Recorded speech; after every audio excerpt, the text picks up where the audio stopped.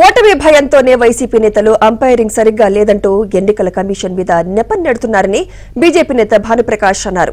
5 ఏళ్లు మీ అంపైర్లను పెట్టుకుని నాట్అవుట్లను అవుట్లుగా చేసింది మీరు కాదా అని ప్రశ్నించారు.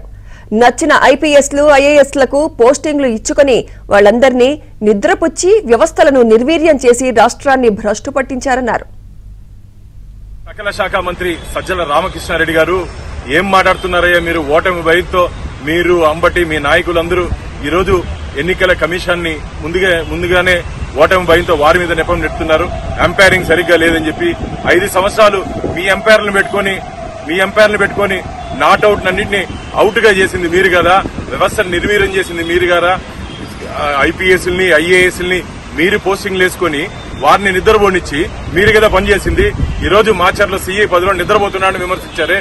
మీరు 5 సంవత్సరాల కాలంలో మీరు వ్యవస్థని పూర్తిగా నిర్వీర్యం చేసి వారందరినీ పడుకోబెట్టి పనిచేసింది మీరు కదా. మీరు పనిచేసి ఆంధ్రప్రదేశ్ నాశనం చేశారు కదా.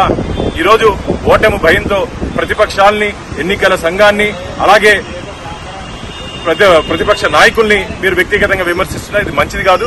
ఇప్పటికే ఆంధ్రప్రదేశ్ ప్రజలు మీకు వ్యతిరేకంగా తీర్పిచ్చారు. జూన్ 4వ తేదీ ఆంధ్రప్రదేశ్ లో దీపావళి జరుపుకుంటున్నారు. ఎందుకంటే ఈ రాక్షస ప్రభుత్వం నుంచి ప్రజలకు విముక్తి దొరికిందని చెప్పి ప్రజలు ఈరోజు ముందుగానే ఆంధ్రప్రదేశ్ లో దీపావళి పండుగ జరుపుకుంటున్నారు. కాబట్టి ఎంపైర్లంతా మీరు అనుకుంటున్న ఎంపైర్లంతా కథ అయిపోయింది. ఇప్పుడు మంచి ఎంపైర్లు ఉన్నారని చెప్పి